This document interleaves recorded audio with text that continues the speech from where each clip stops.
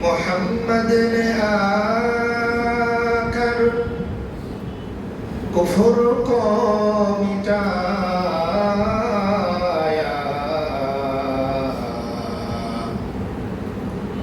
मोहम्मद ने आकर कुफ्र को मिटाया।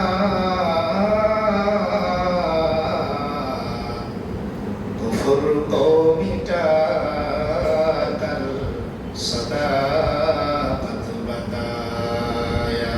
बलगल उला बिकमालिही कशफत तुजा बिजमालिही हसनत जमीउ हिसानिही सल्लु अलैहि व आलिहि।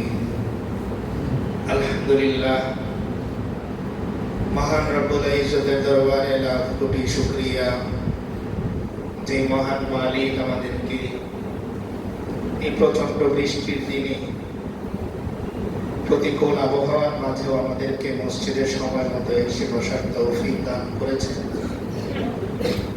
এজন্য সর্বপ্রথম সেই মহান মালিকের দরবারে কালিমাত শুকর আদায় করি, জবান খুলে সকলে বলি আলহামদুলিল্লাহ। এই যে আজ 4-5 দিন যাবৎ বৃষ্টি হচ্ছে, আমাদের যাতায়াত দৈনন্দিন কাজের মধ্যেও কিছুটা বিঘ্নতা ঘটতেছে কিনা। কিন্তু বড় অবাক করা বিষয় হলো এই যে 4-5 দিন বৃষ্টি হচ্ছে, যানবাহন চলাচলের সুযোগের মধ্যে ঘাটতি হচ্ছে, কমতি হচ্ছে, এর মাঝেও গোরস্থানগুলো কি খালি আছে নাকি সেখানে লাশ দাফন করা হচ্ছে। তো এরকমই আমি আর আপনিও একদিন চলে যাব, এরকম বৃষ্টি থাকবে, চলাচলের ব্যবস্থায় অসুবিধা থাকবে, রাস্তাঘাট ভাঙা থাকবে, কাদা থাকবে, কিন্তু আমার আপনার খাটিয়া গোরস্থান পর্যন্ত ঠিকই পৌঁছাবে। এই যে এখনো পর্যন্ত আমার নাম মাইকে ঘোষণা হলো না, এখনো পর্যন্ত যে আমি খাটিয়ায় উঠলাম না, এখনো পর্যন্ত যে আমাকে সামনে রেখে জামাত হলো না, নামাজ হলো না, কেবলমাত্র এতটুকু শুকরিয়া আজকের এই দিন থেকে নিয়ে কিয়ামত পর্যন্ত পৃথিবীর সকল মানুষ মিলেও যদি আদায় করতে থাকে, তবুও কি হবে না, এই নিয়ামতের শুকরিয়া শেষ হবে। তো আল্লাহ তাআলার বড় মেহেরবানি যে আমাদেরকে আল্লাহ তাআলা এখনো পর্যন্ত হায়াতে বাঁচিয়ে রেখেছেন। এখনো পর্যন্ত আমি আর আপনি কথা বলতে পারছি, এখনো পর্যন্ত আমি আর আপনি মসজিদ পর্যন্ত আসতে পারতেছি, এটা মেহেরবানি কার? আল্লাহ। এই জন্য প্রতিটা ভালো কাজেই ভালো কাজ শুরু করা যেরকম বিসমিল্লাহ বলার মাধ্যমে, শেষ করতে পারার পরে আলহামদুলিল্লাহ বলাও, এটা বান্দার উপর হক। আল্লাহ তাআলা শুকরিয়ার মাধ্যমে কাজকে কি করা? শেষ করা। তো যাই হোক, যে আয়াতের তিলাওয়াত আমরা শুনলাম, এই আয়াতকে সামনে রেখে আজকে কিছু কথা আলোচনা করার চেষ্টা করব, যদি আল্লাহ তাআলা তৌফিক দান করে। আমিন। দুনিয়াতে প্রত্যেক সমাজ ভিত্তিক একটা কমিটি থাকে, মসজিদ ভিত্তিক একটা কমিটি থাকে, দেশ ভিত্তিক একটা বড় কমিটি থাকে।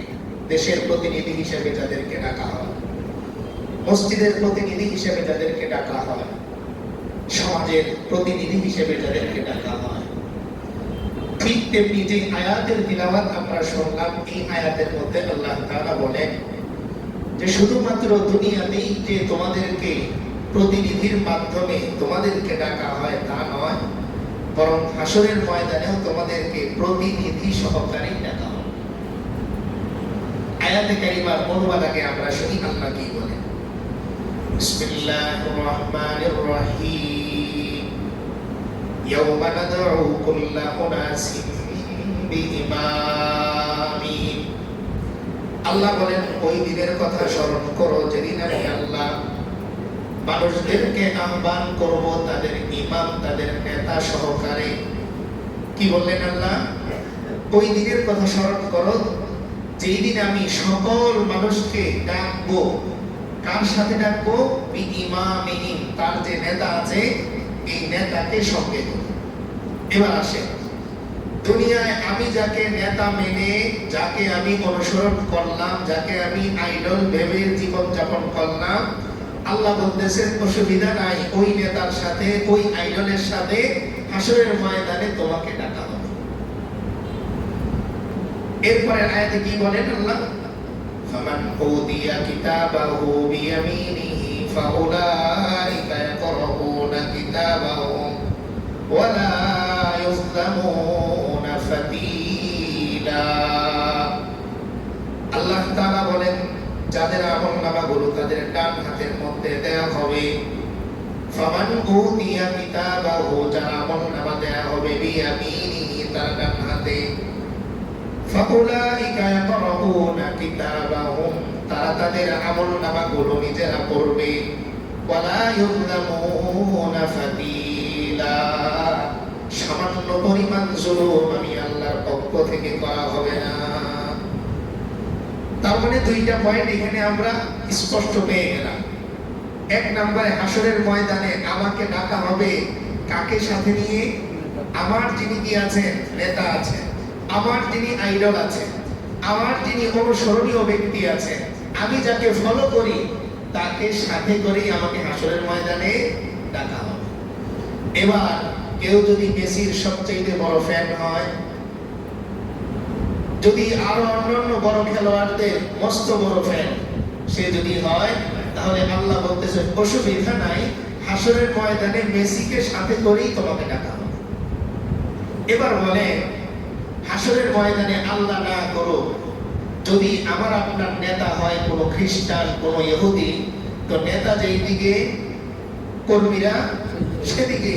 যদি তার ব্যাপারে ফয়সালা আল্লাহ করেন জাহান্নাম, তাহলে আমার আর কষ্ট করে আমলনামা দেখাতে হবে না, কারণ আমি ওই নেতারই কর্মী, তার পেছনে আমার ঠিকানাও কোথায়। আর যদি আমার নেতা হয় কোনো ইমাম, কোনো আলেম, কোনো নেককার ব্যক্তি, কোনো মুত্তাকি পরহেজগার ব্যক্তি, তাহলে এই আয়াত বলে হাসরের ময়দানে ওই মুত্তাকি নেককার ব্যক্তি যদি আল্লাহর আদালতে জান্নাত পেয়ে যায়, যদি ক্ষমা পেয়ে যায়, তাহলে আমার আমলনামা দেখানোর আগে তার পেছনে পেছনে আমার ঠিকানাও হবে জান্নাত। তার পেছনে আল্লাহ তাআলা বলেন, আমার যেরকম কোনো তন্দ্রা নাই, জীবনী নাই, আমার যেরকম কোনো দুর্বলতা নাই, ক্লান্তি নাই, আমি আমার ফেরেশতাদেরকেও নূর দিয়ে তৈরি করেছি। আমার ফেরেশতাদের ঘুম নাই, আমার ফেরেশতাদের জীবনী নাই, ক্লান্তি নাই। রাতে বান্দা তুমি ঘুমাও, তোমার ব্রেনের মধ্যে গুনাহের কবকনা, আগামীকাল যদি হায়াতে বাঁচি অমুক দলের খেলাটা অমুক পর্দায় যে আমি বসে বসে দেখবো, দুনিয়ার কোনো মানুষ জানে না, আল্লাহ জানেন। আর যেহেতু আল্লাহ ফেরেশতাদেরকে জিম্মাদারি দিয়েছেন বান্দার আমলগুলো লেখা, তাই যতক্ষণ পর্যন্ত বান্দা ওই গুনাহের আমলটা বাস্তবায়ন না করে, আল্লাহ নিজে মেহেরবানি করে ওই ইচ্ছার উপরে একটা কুদরতি পর্দা দিয়ে দেয়। কিন্তু বড় মজার ব্যাপার কি, বান্দা যখন নেক কাজের ইচ্ছা করে, কিসের ইচ্ছা করে? নেক কাজের ইচ্ছা করে, তখন আল্লাহ তাআলা ওই নেক কাজের ইচ্ছাটার কথা ফেরেশতাদেরকে জানিয়ে দেন যে আমার বান্দা কিসের ইচ্ছা করেছে। তার মানে আমি মনে মনে নিয়ত করলাম আগামী রবিবার আমি রোজা রাখবো কিংবা সোমবার রোজা রাখবো, এই মুহূর্তে নিয়ত করলাম, আল্লাহ সঙ্গে সঙ্গে ফেরেশতাদেরকে জানিয়ে দেন, ও আমার ফেরেশতারা শুনে রাখো, আমার বান্দা সোমবার পর্যন্ত বাঁচবে কি বাঁচবে না এটা বান্দা জানে না, কিন্তু আমি জানি।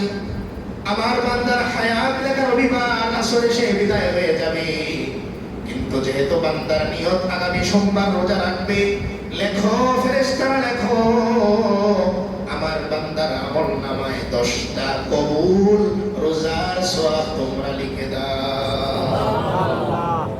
কারণ এই নেক আমল যদি আমি সোমবার, যেহেতু আমার হায়াতই নাই, তো আমি করতে পারবো না। তাই আল্লাহ তাআলা বলেন, বান্দা তুমি করতে পারো আর না পারো, ভালো কাজে নিয়ত করেছো, সঙ্গে সঙ্গে আল্লাহ তাআলা কি করে দেন, এর সওয়াব।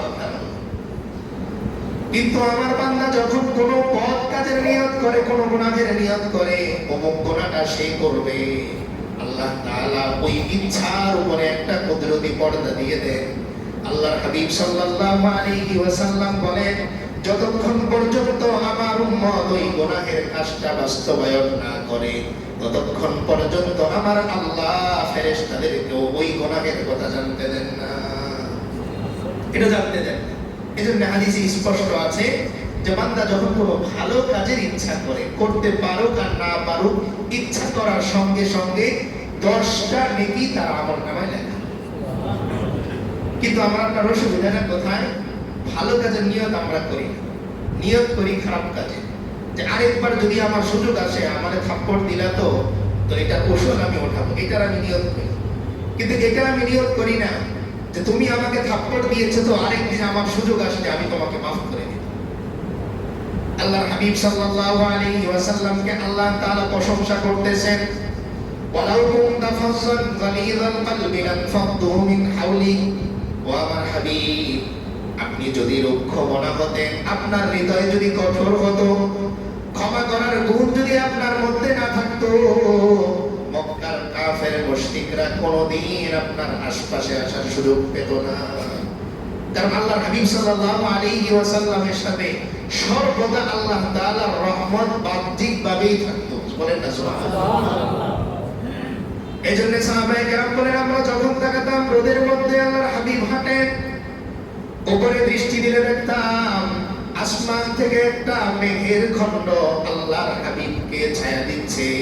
আমরা রোদে পড়ি কিন্তু আমাদের রাসূল রোদে পড়েন না। বাহ্যিকভাবেই রহমত আল্লাহর ওনার সাথে থাকে। তো তিনি যদি শুধু একটু কঠোর হতেন, মক্কার কোনো কাফের, কোনো মুশরিক ইসলামের ঘ্রাণও পেত না। শুধুমাত্র কেন পেলেন?